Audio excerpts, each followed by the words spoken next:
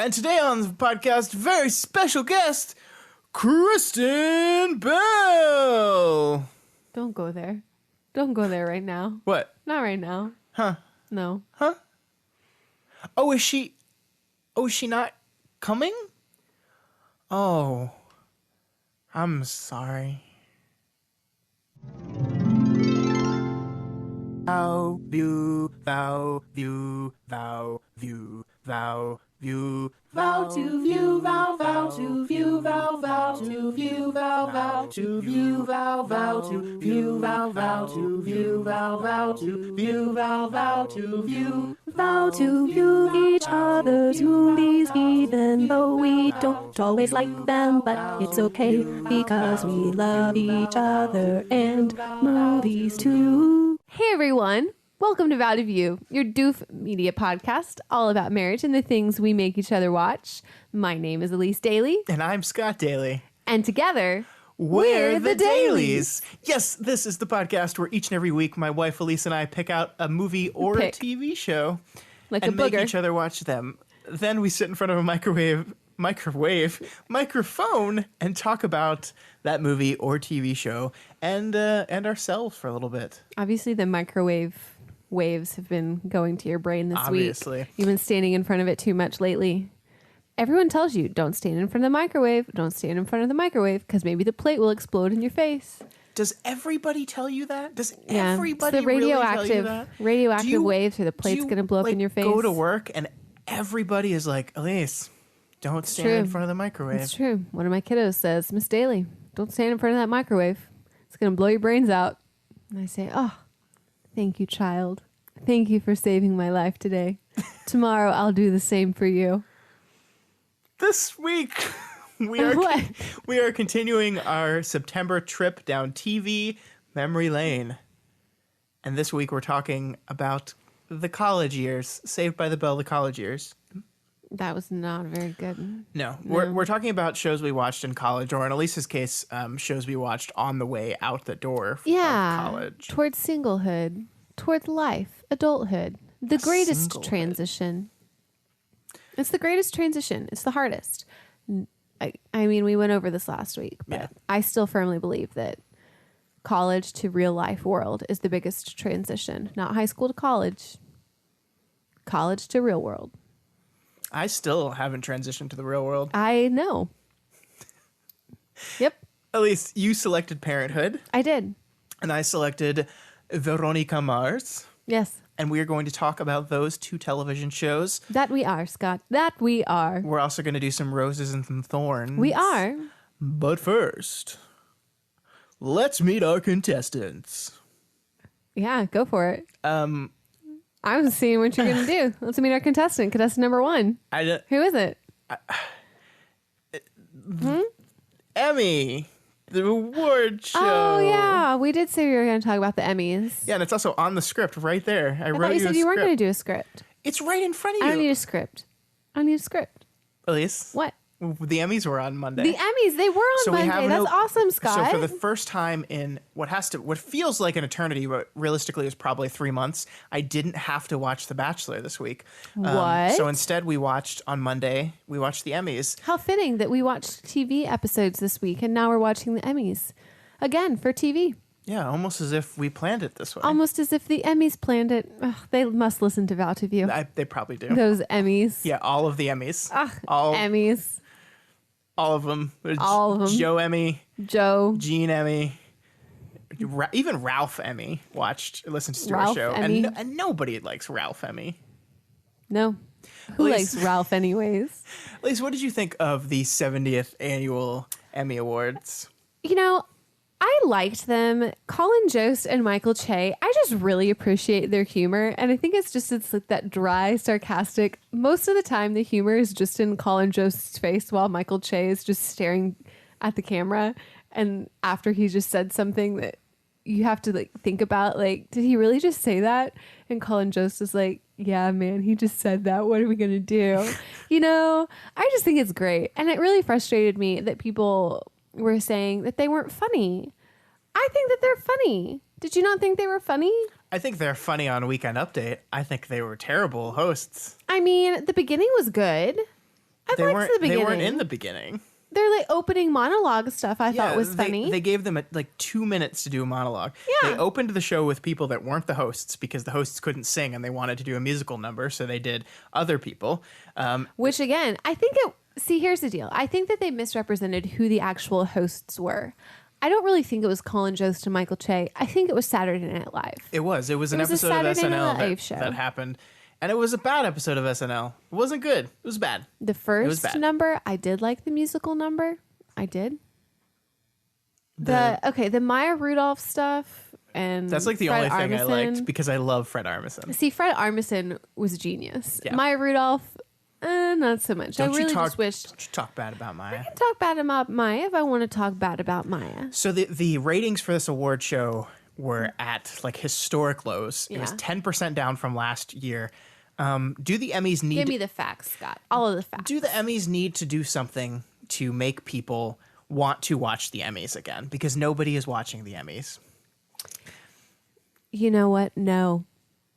I don't really know what is going to make people want to watch the Emmys if they don't already care about it from television. Here's the funny part to me is that this was on NBC, I think. Yes.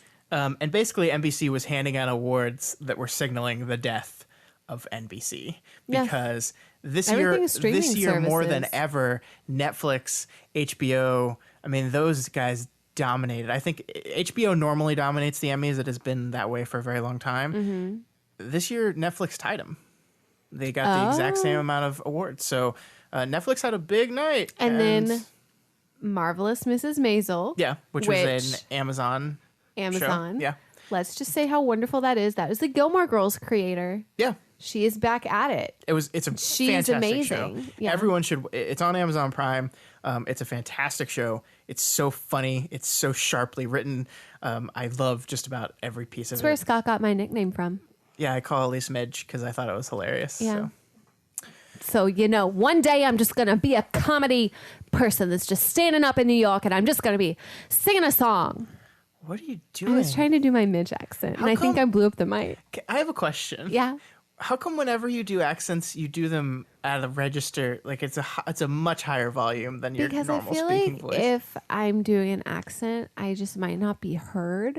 Because sometimes those accents from those people, they're not always heard. So you're just doing your part. I'm just doing my part to raise the volume and just bring more awareness. I'm so proud of you. I know. You So- never knew that it was that like deep, did you? Did not. I didn't either until just now. So they did this thing in the Yeah. Emmys because What we're did they still do? supposed to be talking about the Emmys. So they read the nominees. Yeah, that was weird. So an MC read off 5 nominees, And they had the little clip. before the hosts Or the presenters. before the presenters actually came out, which Yeah. means the presenters had absolutely nothing to do. I mean, like everyone kind of knows that the witty banter is just there, like for no reason. Yeah. But this time it was only the witty banter because all they didn't read the names. Yeah. There definitely didn't need to be 2 of them up there, and it was all the banter. Like It wasn't great. it was better than the 2 hosts, though. Some of them It was were. better than the 2 hosts. So I mean, it's like you can see them like trying to do things, and I think what these award shows have been doing lately is Getting longer. No, I mean yes, but they've been tapping late night hosts, like whatever channel is broadcasting whatever award show, they just go to their late night stock and just pull them and say you do it, and I don't think it's working. Well, I think they need to try something new. Another thing is the shows do keep getting longer, and they're getting longer because they keep on trying to put more things in to entice people to watch them. But that's making it longer, which makes people not want to watch it, which makes them not care about it. So I don't really know what the solution is. I think it needs to be shorter. I really do. I think it needs to be shorter. I understand the whole, like there are certain awards that this is the one time in the year that certain people will get recognition and be able to go on the stage and accept something. And so that is important. And I understand that. But at the same time, there's going to be a give and a take. Do you really want to bring more people to watch and into the group that is going to appreciate the award and the movies that receive the award? Or do you want to appreciate and recognize the people who make them? And I think as a group. I think you're either going to invite more people into the Oscars, for example, by shortening the show and making it more targeted toward a specific audience. And maybe some of the awards, those people don't get recognition and called up on stage, because that's like what I know that they're doing. They're doing the commercial break. They're doing awards that are maybe going to be that quote unquote popular. And so they're trying to reach a target audience. And that, I think, is the decision that they have done, which is opposite. Like, they could have done that change, or they could have said, we're going to stick to the audience of the extreme, like, I am a moviegoer. I do appreciate all of that there is that goes into a movie, and we're going to keep the integrity of these awards, and we're going to make sure that we recognize all of them, knowing that we're going to lose some of the audience, but realize that we want to give these certain parties a voice. I think that's the decision you have to make, and I think that it's going to go one way or the other. That's my opinion. I don't think people don't tune into the Emmys because it's long. I think it's one reason. I think they tune out after a while if it's long, but I don't think someone says, I was definitely going to watch the Emmys, but since it's 3 hours, I'm not going to watch it. If it was 2 hours, I would definitely watch it. I don't think there's that many if something people is an hour versus 3 hours, they're definitely going to watch the 1 hour over the 3 hours. Here's why people watch award shows. People watch award shows to see a bunch of famous people in the same room react to things. You know why people watch award shows? Is because they want to watch the red carpet. They don't even watch the award shows as much. They want to watch the red carpet. They want to see what people are wearing, and then they want to buy the thing and to see if their best dressed matches the best dressed and their worst dressed matches the worst dressed. Can I finish my thought? Oh, yeah. I'm sorry. I thought you were done. No. Oh, please continue. They watch them because they want to see famous people in the same room react to stuff. And that's why the most talked about moment from the Emmys was the proposal, was when the guy proposed to his girlfriend on stage, because you got to see the camera cut to the audience, and you got to see a bunch of famous people react to someone proposing on stage. And that was the biggest moment of the night, because that's what you want to see. You want to see. It is not often that a bunch of famous people get into a room and then we get to see in that room. So that's what an award show is. It's an award show is a room that we get to see into where all the famous people hang out. So we want to see them do stuff. And that's why I think a lot of people like hate the Oscars gags where it's like celebrities are ridiculous, but I actually think that's what people like seeing. Like, I enjoy those. I think there's a difference between integrity of the award show and getting ratings up. And if no one watches these award shows, they'll cease to exist. So they do have to make some changes. I think the Emmys are in trouble and they need to do something. Yeah, I don't know many people that actually like. I think more people watch the Golden Globes than they watch the Emmys.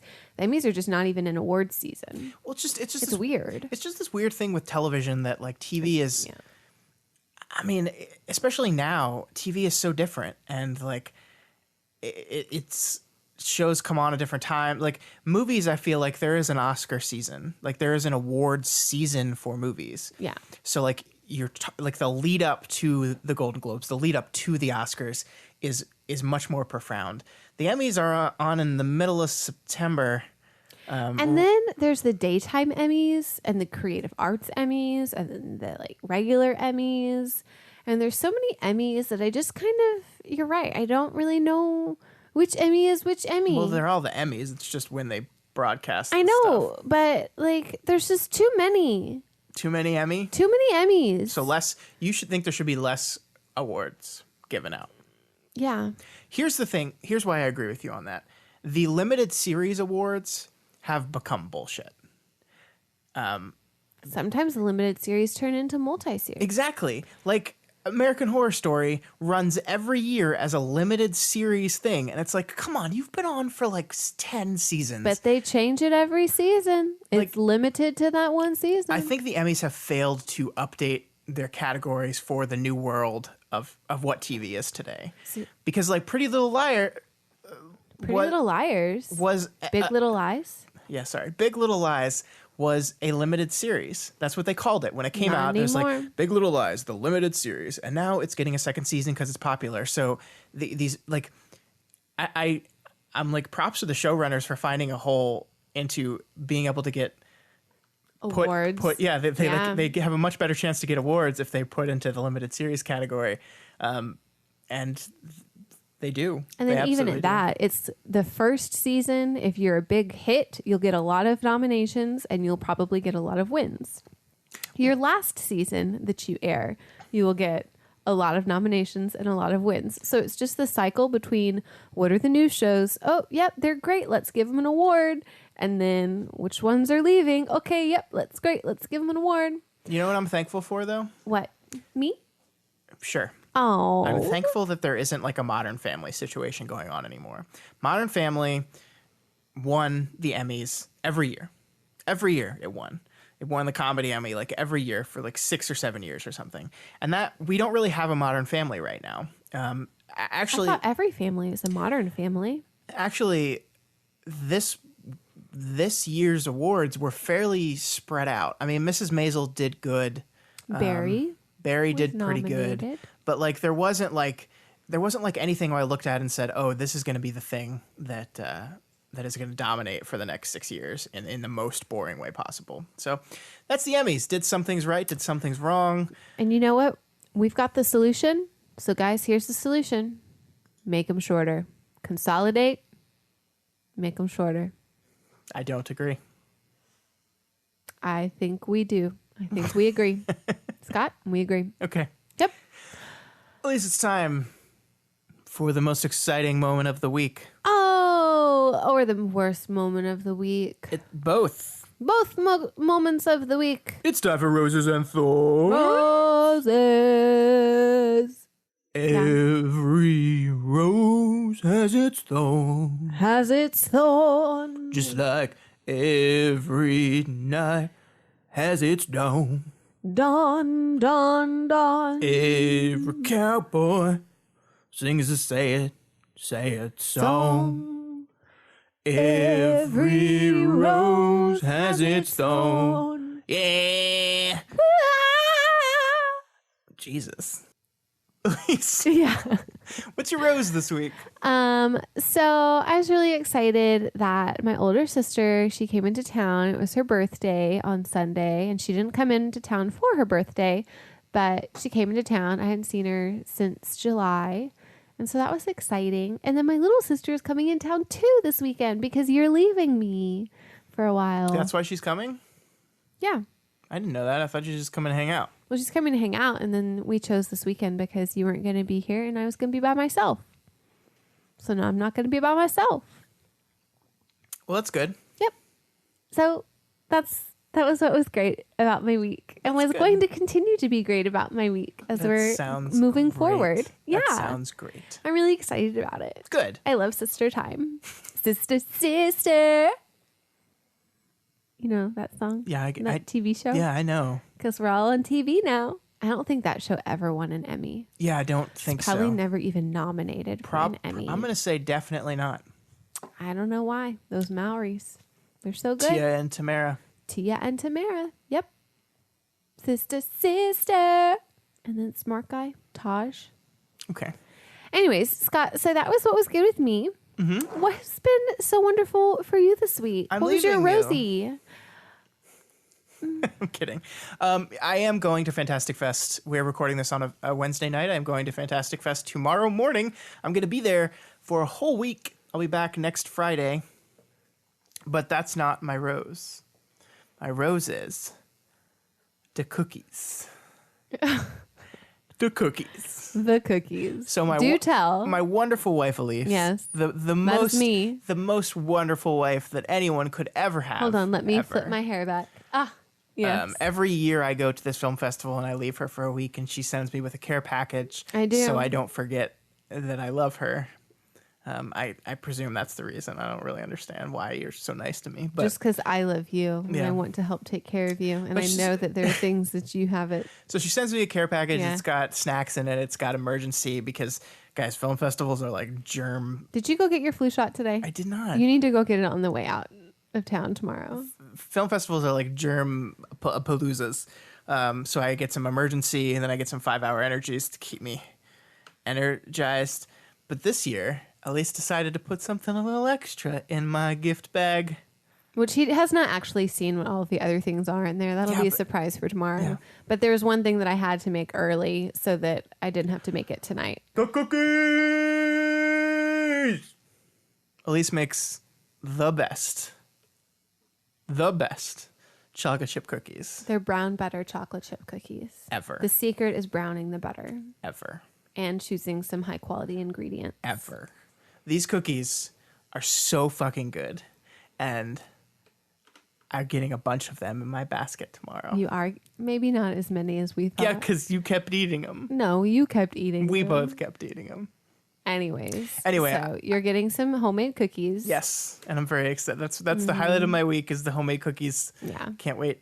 I can't wait to eat You're them all. so excited. I can't wait to eat them all on the car ride down to Austin. You tomorrow. shouldn't do that. You gotta save some. Save some from your birthday, because your birthday's next week. Guys, Scott's getting old. I see the wrinkles across the table. Don't furrow your brow. You'll make more.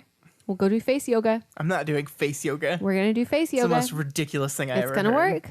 All my wrinkles are going to go away. I'm sure that's They not. are. That's you not have gonna not happen. seen the before and after pictures. Guys, there's this thing called face yoga. And you do exercises to help improve the collagen in your skin. Elyse. And my sister printed them off for me. And I'm going to start doing my face yoga. And I'm going to do you all solid out there. I'm going to film Elyse doing face yoga. And it's going to be the most hilarious thing you've ever seen. I'm going to do my face yoga with my memoji. Hey, Elyse, will you do a face yoga pose right now for me? So, no. Do it. Do it. No. Are you trying to take a picture right now? You No, can I take a just want to picture. see it. Okay, that's not face It's yoga. not. That's But this is one. That's so weird. Stop. Yeah. Elyse, what's your Oh, thorn? now I have to do it on the other side or else it won't feel even. Oh my god. Elyse, what's your thorn? Oh. So guys, if you never take the shot, you'll never make the goal. Okay? That's one thing you have to learn. And sometimes you make the shot and you still don't make the goal. But you can't ever say you wouldn't have made the goal if you never tried. Will you just tell what you like? You can't. Just So, keep... guys, the Emmys happened this week, and the only day that we were going to be able to record with Kristen Bell and Dax Shepard was on Monday. Yeah, but she had to be in But the she opening had number. the Emmys. Curses of the Emmys. Yeah, so that's definitely why she didn't respond. Is because it was just too busy. I of a tried, time. guys. I really did. I sent her a message, and I asked her if her and Dax could be on our podcast. And there was nothing. It was just crickets. I tried. I tried for us. Elyse. I tell you all the time. I say, you know what? These people would be fun to have on. And if we never reach out, then we'll never know. You're right. And so I reached out. And you know what? I might have heard a no this time. But eventually, I'll get a yes. I'll keep asking people. And eventually, there will be a yes. I mean, let's be clear here. Let's ask John Legend and Chrissy Teigen next, because now we know how to say her last name. Let's be clear here, So, Elyse. yeah. You didn't hear a no. She I didn't guess that's respond. true. That's true. I didn't hear a no. So like So she might still want to come on 3-4 later. months from now. She is. I mean, The Good Place comes back next week, and she is going to be doing some press promotion for it. That's so true. Why not just Because you're at swing on Fantastic by? Fest. What? Okay, so if she messages me back and she says that yes, she can record, but it's only during this next week when you're at Fantastic Fest. If I get Kristen Bell and Dax Shepard to commit to doing an interview, will you do one? I'll dial with in. me? Yeah. I'll dial in. I'll Do do you it. promise? Yeah. At least in this incredibly not going to happen hypothetical scenario, I will. We have to plan. Find a way We to have make to it plan work. for it at least. Okay. We're going to make it happen. What if they're there at Fantastic Fest? They're not. If they are, you have to, Scott, we're doing an if then promise. Okay. Okay? Okay. If then promise. Okay. If they are there, Okay. then you will go up to them Okay. and you will ask them to record a Vow To View interview with us. Yeah. Okay. We're going to shake on this right now. I'm shaking. We shook. We did. There is an actual handshake right now, Yeah. guys. You can't see it, but it's there. And she's not letting go of my hand. It's kind of ow. See, I just had to hurt him. That way you guys knew that we were actually holding hands. She stabbed me I with dug her my nail. finger into his hand. Yeah, I'll do that. Because, you know, there's nothing cooler than a rando walking up to a celebrity and asking Scott? them to be on their podcast. Scott? That is the coolest thing I can imagine. Scott. If you don't go up to Can the we talk pond, about my you'll thorn never now? catch the fish. That is not an expression. You just It made is that now. up. It is. If you don't go up to the pond. If you don't go up to the pond, you'll never catch the fish, guys. Holy shit, that's amazing. It's true. That's so terrible. That's my thorn. That's What? terrible. Nope, that's not what your thorn is, Scott. What is your real thorn? Because if you don't tell us, then we'll never know. My thorn is our dog. You don't go to the moon, again. you'll never eat the cheese. What? No. Yeah, that one wasn't as good. No. Okay, what was the matter with the dogs? My dog, Ghost, Ghosticus Aurelius, has been doing this thing the last few weeks where she decides in the middle of the night that she wants our attention. And here's how she does it. She walks up to your head on your side of the bed. First, she just like stares at you for presumably hours. And then It's really creepy. and then if you don't respond to just the cold stare of And the breath of the dog on your face. and her breathing, then she like will whine a little bit and then look at you expectantly. And it's like, What do you want? what does she want? Because I get up. Yeah. Up Yeah. and I take her to the back door and I open the back door and she just looks at me. I'm like, okay, so you don't need to go to the bathroom. No. And then I fill up her water bowl and she maybe takes like a drink. Yeah. And then she just looks at me again. And this is 3 a.m. I don't get it. I don't, and first of all, she does this intermittently throughout the week. But the day that she will always do it is Saturday night. I don't get it. And I don't know what's going on. The only thing I can think of is we have ghosts. And Ghost is We don't finding have those. Ghost is trying to warn us about the ghosts is the only thing I can No. think of. It's the like sometimes the most logical explanation is the right one, and I think this is it. This is the most logical explanation. So Ghost, stop it. She's like kind of freaking out It because couldn't we've be said the her name fact so that many she's times. eating hot chocolate and That No. fucking dog. That should have been my thorn. yeah. The dog. I think that was supposed to be mine. I forgot what it was. The dogs broke into our pantry while we were gone, and we had a box of Hot chocolate Swiss left Miss over hot from something I chocolate. did at school. And they got into the hot chocolate and ripped every single packet of hot chocolate open and ate all the chocolate powder. And then licked it. So when they were eating it, they were licking it into the carpet. It was just in. So I tried to vacuum it up, but it wouldn't vacuum because they had wetted. Yeah, so we had to steam vac it. Wetted? Wet? Wet it. Wet. They wet it. Wet it. They wetted it. And I know what you guys are thinking. Isn't chocolate poisonous to dogs? Not to Shouldn't ours, the dog guys. be dead? No, they didn't even get sick. Nothing. They didn't even get sick. Unless that's why Ghost has been doing this. I mean, it's been like weeks though. It's been weeks. Mm. I wonder if she'll do it when you're gone. maybe she just wants on the bed. Maybe that's what it is. This is her way of saying let me on the bed, and I'm not doing it. So Yeah.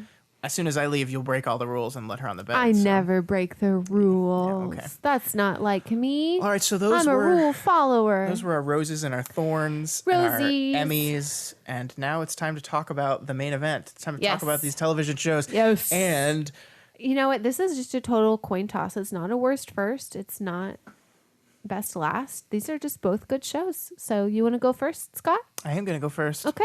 What did you watch this week? Or what did we watch this week? I picked Veronica Mars. A long time ago, we used to be friends, but I haven't thought of you lately at all. Come on now, sugar, bring it on, yeah.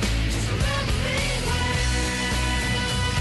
We used to be friends. A long time ago, we used to be friends.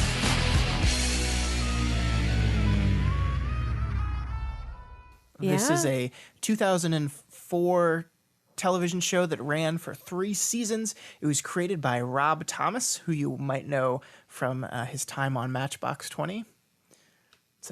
That was a joke. It's a different Rob Thomas. I hate you. He created iZombie. He also created a show called Party Down, which I know you've never seen. No. It stars Kristen Bell and a bunch of other people. So this could have been my high school show Sure. because I was. Because, yeah, I get it. You're younger. I was in high I'm old. school. Are you happy? I am old. Yep, I see your I'm gray old. hairs Stop it. I see your gray hairs. and your no hairs. I see your gray hairs, lady. Don't test me with the gray hair contest. I'll win. Not if we count your chest hairs. But those don't count. They're No, still they don't hairs. count.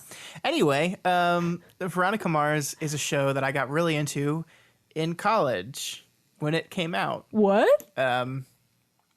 This is I have a lot of things to say about the show. First of all, we went into this with the intent of watching 4 episodes like we normally did. We ended up watching 12 Was it episodes. 12? It was 12. We watched 3 discs worth of episodes. I'll finish it when you're gone. No, you the will whole not. Show. At least the first season. I got to find out what happened to Lily. Yeah, so I got really into the show.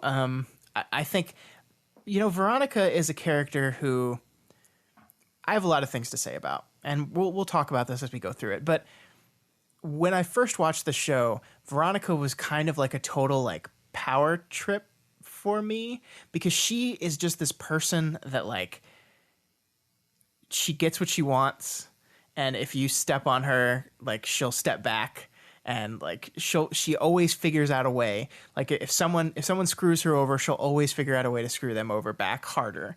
And that to a young college kid who was really, I was always like a shy, reserved kind of kid. When I was younger in college is when I really started coming out of my shell. And watching the show, watching this woman like take control of her life and just own it and be kind of a badass was to me at that time of my life like, oh yeah, she's awesome. I wish I could just solve my problems like her. You just like fucking do it. Just do it and it's great. And I love it. And it's also just like a very good mystery show. Like the central mystery of the first season is her best friend Lily has died.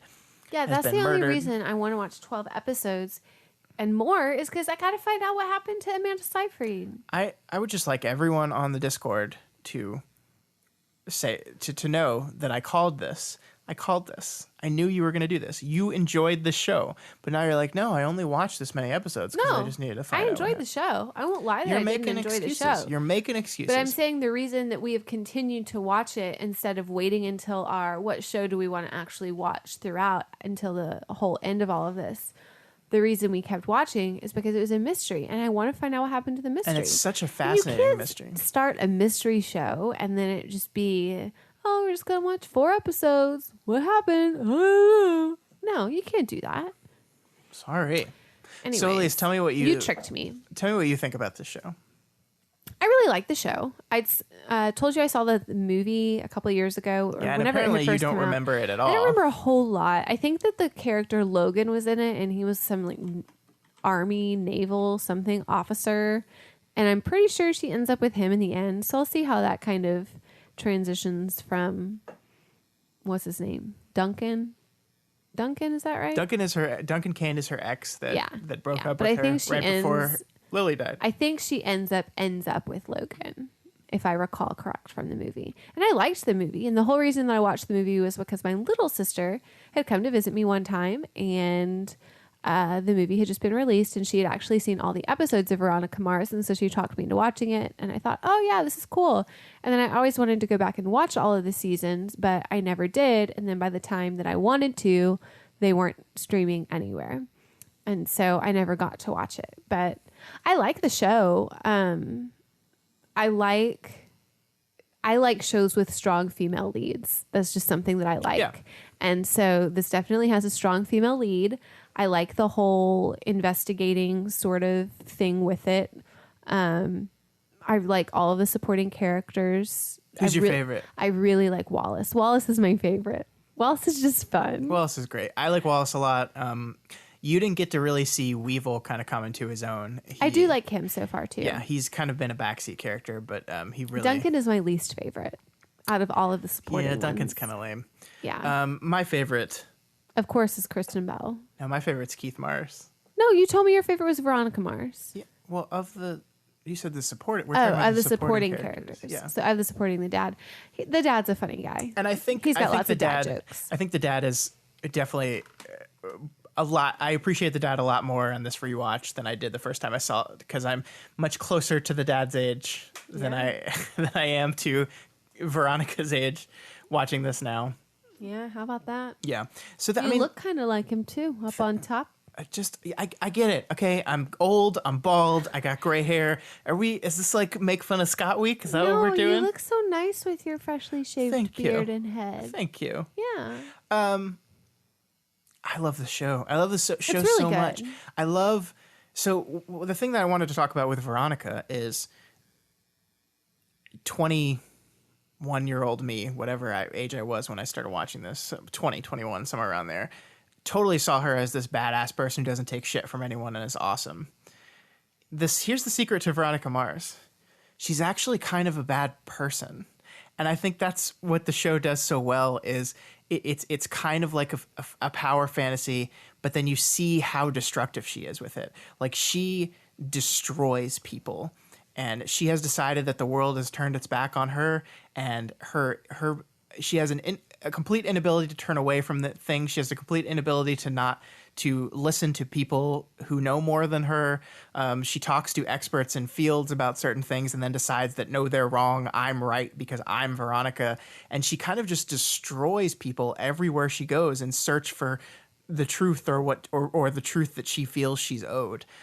It's an incredibly complex character because she's been through a lot. Like, I don't want to say, like, I think this trend of hers to act like this comes from the sheer amount of trauma that she went through, because in the span of a year she lost her best friend and then was date raped, which is awful, and like I can't imagine, and then like ostracized by the entire town, all in the span of a few months. But she's put up this wall, and it's a wall that just like beats the shit out of anyone that comes too close to her. And I think it's fascinating to look at her through that lens and compare her to the way I saw her. I still think she's a badass. I still think her ability to solve problems and like just if something gets in her way, she just figures out a way to solve it. And I feel there's part of that I wish I had, like just this ability that like, oh no, I have a problem. Okay, I'm going to do something about it. But man, she's not great, babe. There are times when I was like, Veronica, stop. Just listen to people. Stop it. And I think that theme continues. We're only 12 episodes into the first season, but I think that idea of her in this kind of self-destructive and externally destructive personality continues throughout the show. Well, it was really good. I'll be interested to see how the rest of the season 1 unfolds and throughout the rest of the series. And then if the movie, wasn't it done through Hulu? Is it still on Hulu? It was kickstarted. But I thought that it was released on Hulu. I think it was eventually, yeah. But it was a theatrical release. It was one of the big Kickstarter success things. I remember it came out in South by. It raised $1 million, and it did really well. But then the movie itself on release didn't actually do that great. Yeah. So, and it wasn't that good of a movie. Like it didn't have, part of it had what you love about the story, these different characters coming together and bouncing off each other, and the Rob Thomas kind of like plucky humor that I love so much. But it was missing a part. It was missing, like, I don't think the mystery was as compelling as the mysteries were in the show. So yeah. The mysteries in the show, which by the way, you just continually solved before Veronica did, which is getting frustrating. I mean, hey. Oh yeah, that's definitely his dad. His dad's just transgender and is a woman now. I don't know how people couldn't see that. Well, I mean, like, was it just frustrating to you? It wasn't frustrating. It's just you did it like 4 times, and you were just like, oh yeah, it was that guy. Yeah, it's like, damn it. Well, you didn't have to confirm it every time. That was the whole deal. It was like, I didn't confirm it every time. I think that this happened, and I voiced my opinion, and then you get so upset. Why do you keep guessing that? Why do you keep telling me that I'm right? That's the whole thing. One of the other things that I think is cool, what the show does, is it deals with classism a lot, because Neptune is this, as Veronica says in her film noir opening monologue, Neptune is a place where it has some of the richest people in the world and then dirt poor people. I think it's the people that live in mansions and then the people that work for them. is all the town has. So it's very Yeah. stratified. There's no middle class really. It's just poor people and rich people. And a lot of the conflict that comes out of the story of our individual serialized episodes is that poor people, rich people conflict, and those two sides butting up against each other. And Veronica kind of being a person stuck in the middle because she's a person that used to belong, even though she's never been rich, she used to belong to that upper class clique Duncan. and then got kicked out of it. So that she finds herself with the poorer side of town. But so it's kind of her being pushed, the push and pull of Veronica between those two worlds. Yeah. It's all really fantastically done. I really enjoy it. I like Rob Thomas as a writer and a creator a lot. I think we've talked about that iZombie show before. I really like that show, or I did until the last you couple did. seasons kind of took a nosedive. But they're bringing back Veronica Mars, Elyse, or that's the Are rumor at they? least. Yeah, that's the Hulu thing you're thinking of, by the way. Is it going to be the same people or is it going to be different people? It's going to be Rob, I think, and Kristen Bell. I don't know about the rest of the cast, but let's just Enrico Colantoni, that's his name, the guy who played Keith Mars. I love that guy. Guy. He's such a great actor. He's so fun. He was in Galaxy Quest. Do you know who he was in Galaxy Quest? Who was he in Galaxy Quest? He was Mathazar, one of the weird aliens, one of the squid aliens. He goes, "Hello, Commander. We need your help." Oh my gosh. That was Keith Mars. Oh my gosh. That's amazing. Yeah. I had not realized that. Ugh. So good. All right. So, is there anything else you wanted to say about my wonderful show, Veronica Mars? I can't So I guess we'll do our "Are you going to keep watching this" thing? Although it's obvious the answer is yes, you are. It is. It's that obvious. We watched 12 episodes, babe. Well, after I get through the first season, maybe I won't want to watch the rest of it. That's mean. I don't know. Do you not like the honest. show very much? No, I do. I like it. I do. I like it a lot. Well, then how come you don't want to watch it after the mystery's solved? Because maybe there's another show I want to watch instead. But I bought all 3 seasons. I know. But I bought them. We'll watch them. Thank you. Okay. You're welcome. So that is Veronica Mars. Veronica Mars. A long time ago, Veronica we Mars. used to be friends. Veronica. I've been noticing a trend amongst my picks. They all have really good intro themes. And mine are so good that they don't need an intro. Batman, Smallville, Yours- and now Veronica Mars. See, These intros that's the are difference, badass. Scott. Yours, they have to have some sort of song or introduction in order to get the hype behind them. Mine are so good on their own, and there's so much amazing content, they don't need that song. Yours are filler songs because the episode is, there's just not enough good to have it. Yep. Everyone on the Discord, remember when I said Elyse was going to be fakely mean to my show, even though she watched 12 episodes? I'm calling myself, like, I was right. Scott was right. Let's hang up. There should be a sign somewhere in this studio that says Scott was right. If that is what will make you happy, go for it. You know what? I don't even need that. Being right is happiness alone, because I knew you were going to do this. Okay. Because you have to win. So you have to make, even though you enjoyed the hell out of my show, and we watched 8 more episodes of my show than we watched of your show, you're going to paint yours. I've also seen all of my show, so I can rewatch it on my own. You didn't want to watch my show. All I'm hearing is excuses, Elyse. Speaking of your show, why don't you tell me about your show? May God bless and keep you always. May your wishes all come true. May you always do for others and let others do for you.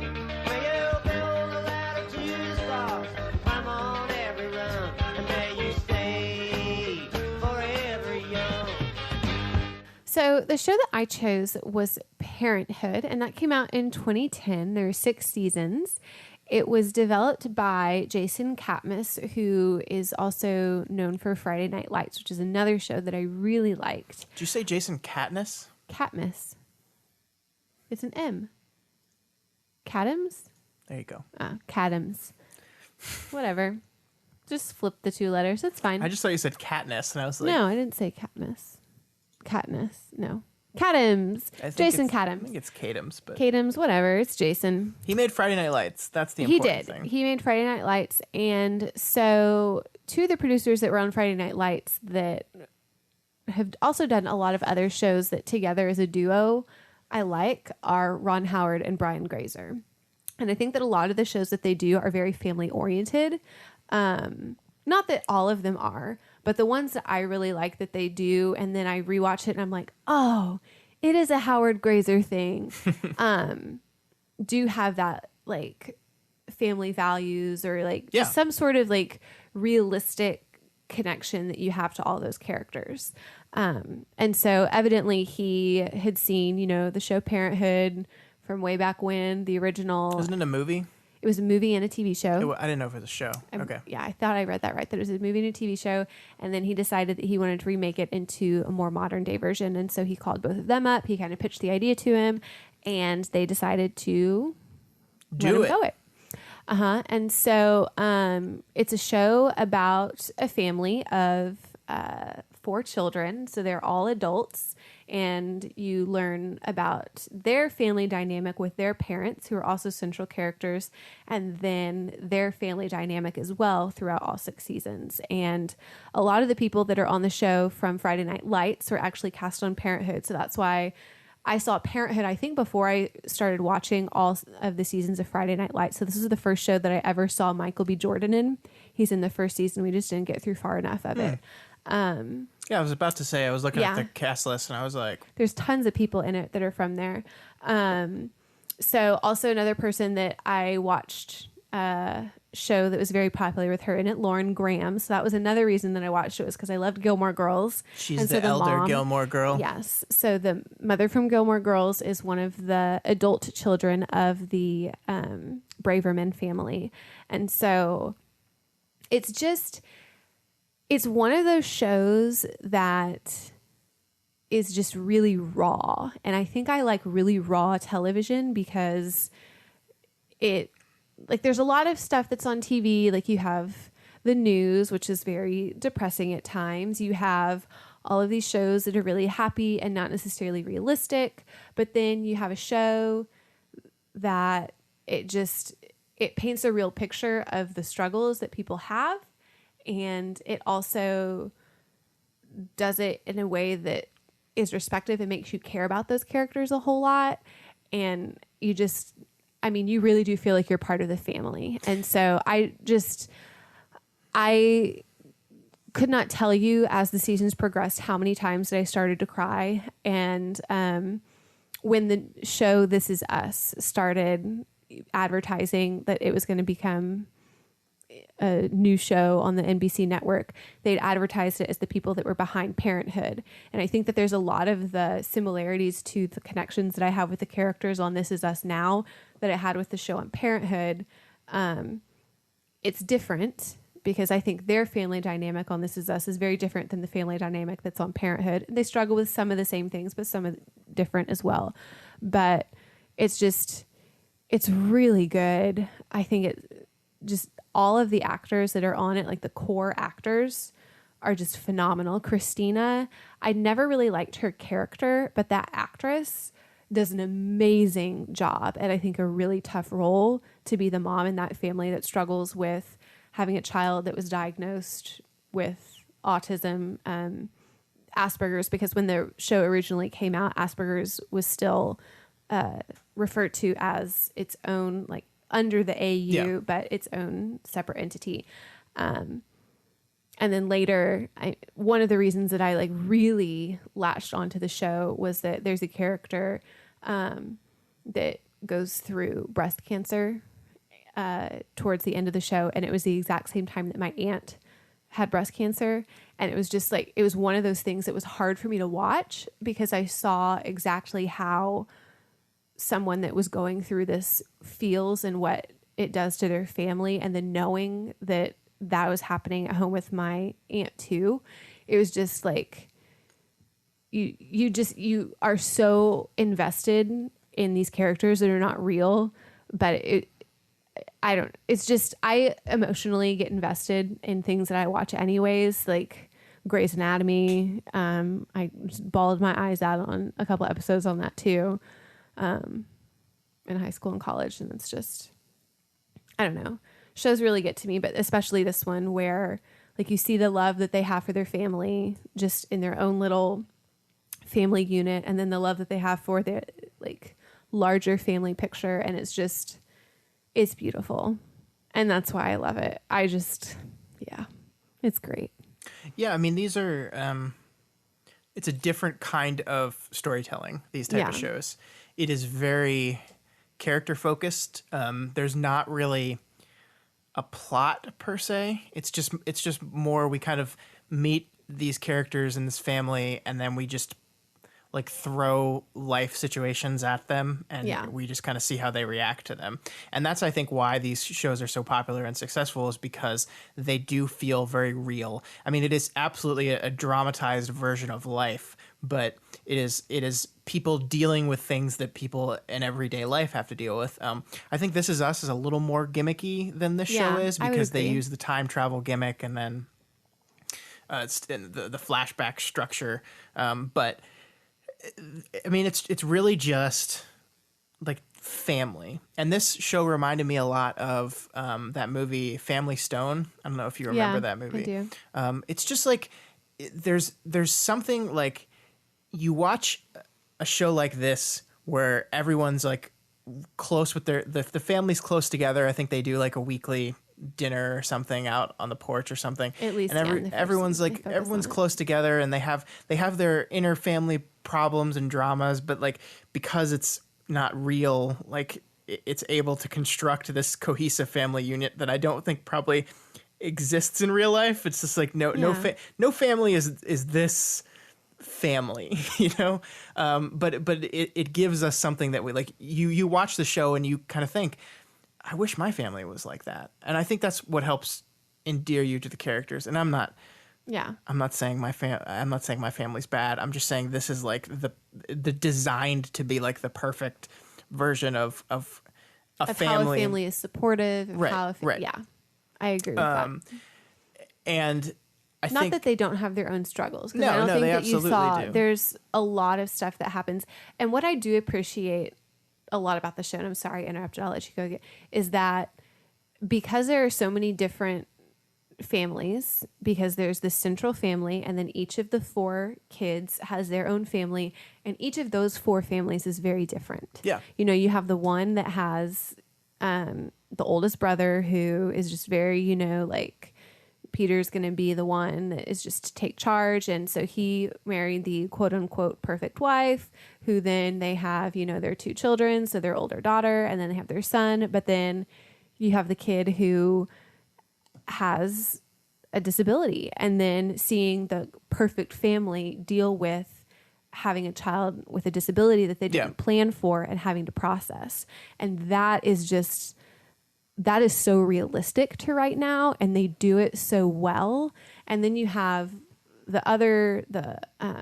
one of the daughters who she's married, and her job is the one that's the breadwinner. So she's going out every day, and then she has her husband who's a stay-at-home dad. And that's they the person have one played by kid. Erica Christensen, the swim fan. Yeah, and they're my favorite couple. I think they have a really good dynamic together.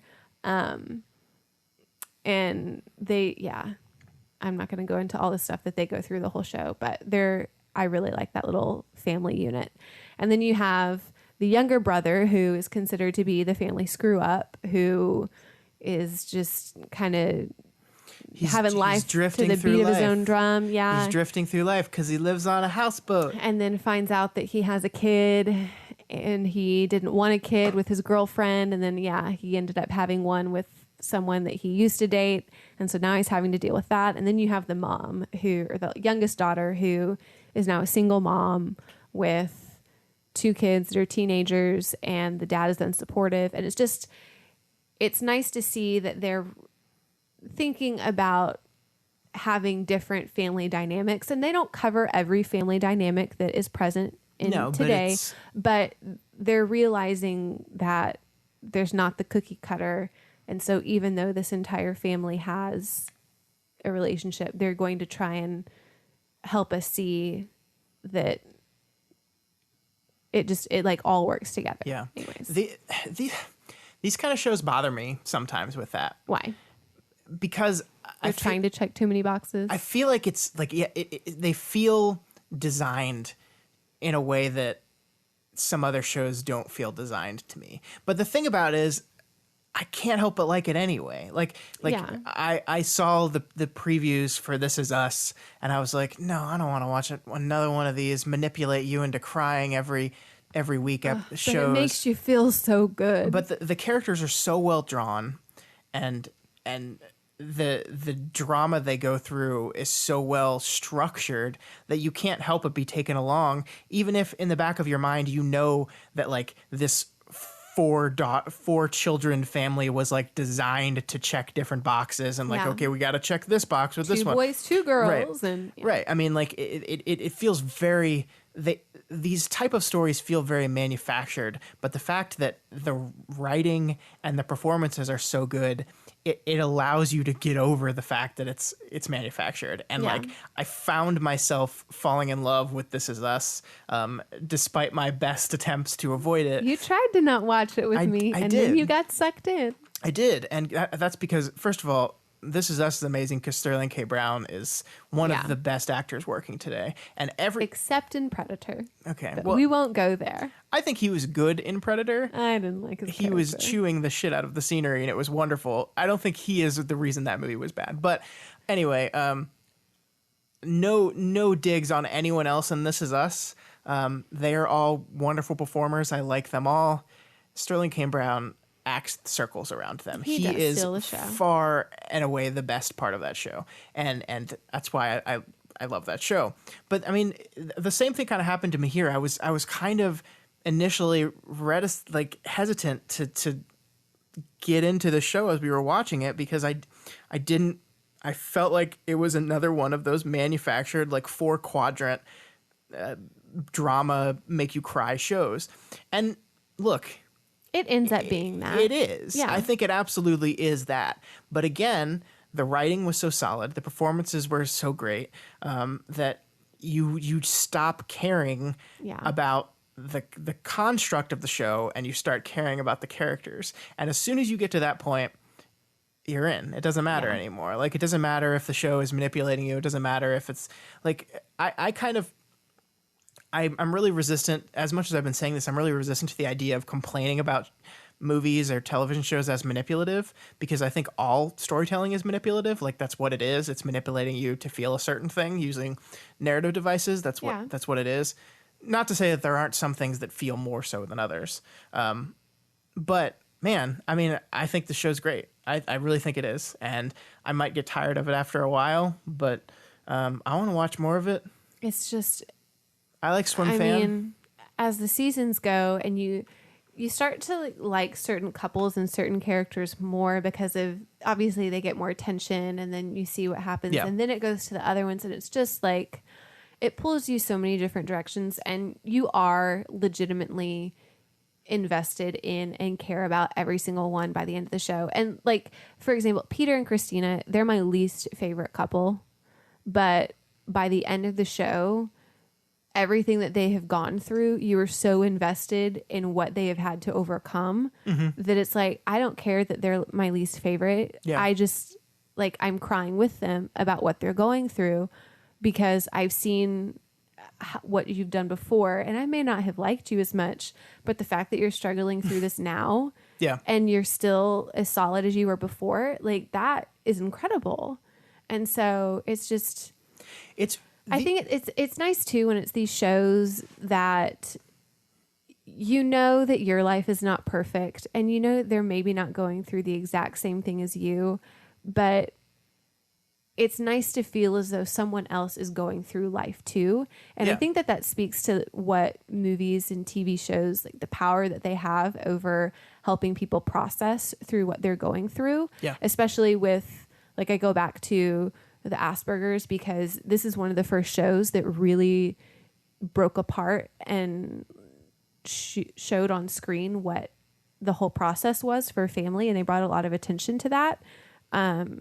And so it's just like it's so important, and it helps the people that are watching it be able to go through it. And even if you don't go through it, it lets you be so much more aware of when you see that out in the grocery store, to not think, oh my gosh, well, what is this kid doing yelling and screaming? Right. Now you have that exposure to something else, and you can see it in a completely different way. And Yeah, I think I mean, it helps on so many different levels. I think that's a great way of putting it. I think, everyone in life has a story. Everyone in life has a struggle. And so often the miserable way people treat each other is based on your inability to see the struggle behind the thing that's happening. And shows like this give a small window into what that struggle can look like for people. And I think that's really important. And these shows do a pretty unique thing to me that not a lot of other dramas do.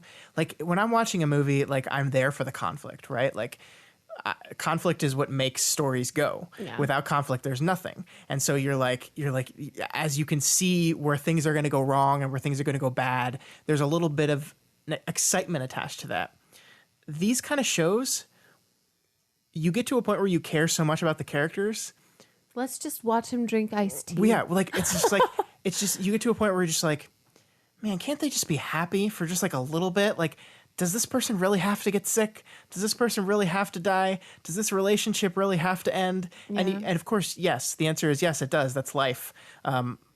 But I think that's a testament to the writing, how much it is mirroring life, that you stop, like you're always, on some level, you're always aware that you're watching a narrative, but you stop like falling into the, like we're going to get to the climax here and it's going to be really exciting and characters are going to yell at each other and it's going to be great. And you're just kind of brokenhearted for them. Yeah. And that's something that's unique to these kind of shows. And Parenthood, 4 episodes is not enough to get me to that spot yet, but it feels like it's a type of show that's going to do that for me. So to answer the question of, do I want to keep watching this? Yeah, I do. Absolutely. Okay. After we finish Veronica Mars. Okay. All right. Good. So Scott, I know that you said that your rose this week is that you are leaving. No, my rose was the cookies, babe. Scott. The cookies! Yeah, well, you'll get some cookies later. Okay. But what are we going to be doing? Not next week, because you're taking the week to go to Fantastic Fest, which means... So we had originally... Nobody just wants to have chit-chat time with Elyse, because no chit-chat Elyse time. We had this grand design to go through time with television, and then our last week of September, we would do an episode about the TV shows that we're currently watching without the other person, which I think is an important thing. Like, you and I do a lot of stuff together. We watch a lot of movies together. We watch a lot of TV together. But we still have to have our own us time. And I think that's important, and giving you a window into my own TV me time was something I thought would be cool. Unfortunately, we didn't really do that great of a job scheduling. Maybe it has something to do with the fact that we watched an additional 8 hours of Veronica Mars that we didn't need to. You got to give a little. But we basically did not have enough time to watch and record next week's episode before I had to leave. All this to be said, there's not going to be an episode next week. You guys get a break from us. So Doof Media is taking off next week. It's going to be the Doofcation. None of our shows are going to be running next week. We will be back the following Thursday, which I believe is October 4th. And we're gonna hold off on TV. We're gonna leave the realm of TV because September is over. Maybe we'll come back after October. I'm sure we'll come back to TV in some way. But we're gonna dive into October, into spooky movie month. So, do you want to do that again, please? Spooky movie month. It was a little better the first time. It had more of the You just blew up the mic. Spooky movie month. Sounded like you said spooky moody, but that's fine. Continue. What are we doing in October? I don't need your podcast notes while we're recording. I'm sorry. Continue, We're watching please. scary movies all month. Ah, scary movies. Here's the thing. You don't like scary movies. I don't. So you don't go see very many of them. So I'm using the month of October as an opportunity to kind of show you some of my favorite horror films that you haven't seen. And the caveat here is I know the type of things that you will completely reject. Thank you. And so I am tailoring my choices around movies that I think you can handle. And we will watch them all in the daytime. Sure. Yep. Thank you. So, and I'm going to let you pick some movies too. Obviously, you don't have as many scary movies. So this No, month I is going to be don't. Scott makes Elyse watch a scary movie. Elyse counters with something that'll make her feel better. Yep. Whether it's a movie that used to make me feel scared Yeah. or was a scary movie, or you know what, maybe we just need to watch My Little Pony. We're just going to play it by ear. But with that being said, Elyse, my first movie for you in Scary Movie Month, Spooky Movie Month. Sorry. Guys, I wish you could have Was that seen what really she was. good? I wish you could have seen what she was doing with her head when she did that. It was really great. Her eyebrows are like going up. It's that really face yoga. great. So I'm gonna have you watch Sam Raimi's Drag Me to Hell. This Oh, I didn't think is that's what you were going to have me start with. Yeah. Okay. so you've seen Evil Dead 2. We watched that. I did. At Halloween weekend. I Yes, think. we did. So I thought this was another good Sam Raimi movie to see because Okay. I mean there are some scary parts in this movie, but this is a campy horror comedy. That's what Sam Raimi does. He does Okay. Evil Dead-esque horror comedies. So I thought this would be a good movie to kind of ease you into it. I think this movie is hilarious. All it's right. really good. I enjoy it so much, and I'm excited for you to watch Drag Me to Hell. And I think I have the director's cut, Oh, guess we which get I to don't watch know if I've ever commentary. seen. All right, Elyse, to counter my spooky movie, what are So you? I have one scary movie that So I you're think gonna- I have seen that Scott has not. And it's not necessarily that it's scary, like monster scary. It's intense. It's suspense, It's suspense, thriller. right? Yeah. Yes. So we are going to watch the Audrey Hepburn classic Wait Until Dark. This movie has been on my list for so long, Yes. and I'm very excited to finally get to watch It's it. really good. All right. Yeah. So that's next week. I hope it's available. If not, my parents have the DVD. Babe, What? we own it. We own Wait Until Dark? Yeah. Did we buy it? Yeah. We own it. Good for us. Okay. All right, guys, that's all we have time for this week. If you like this podcast and want to see more of what we do, you can check us out at doofmedia.com. .com. Also, consider donating to our Patreon account, patreon.com/doofmedia. You can donate $1 a month or whatever else you can afford to help us keep making new content and keep paying for the movies that Elyse wants Can me I to tell them watch. about my idea that I had over dinner, or should I not? Should we not wait yet. until? Not yet. Guys, I had a really good idea at dinner.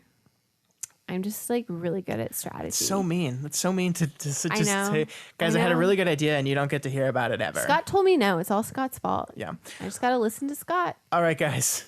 We will see you in a couple Hey, Scott. weeks. I Yes, hope you ma'am. have a safe trip. Thank you. You're welcome. I hope you enjoy your goodies. After we press stop, we're going to continue to talk to each other. I know. It's not like we only talk on the... It's just you're probably going to re-listen to this when you're on your trip tomorrow. That's on the way true. to Austin. So I want to say drive safe. Use your cruise control.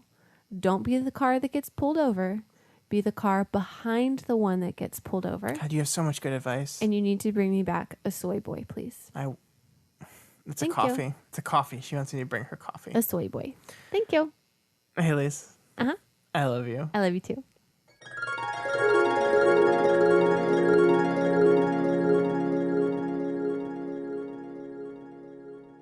Did you put a booger on here? What is this? Oh, it's cookie dough, I guess. Ugh. What is with you and accusing me of putting boogers on things? I'm just gonna eat it. We'll find out I if don't it's a think- booger or cookie dough. Booger or cookie dough. It's cookie dough. It's cookie dough. Oh my I like god. how your first reaction is seeing something on your cup after you were just like devouring a giant ball of cookie dough is I wasn't devouring. did you put a booger on my coffee cup? What boogers? What? They're everywhere.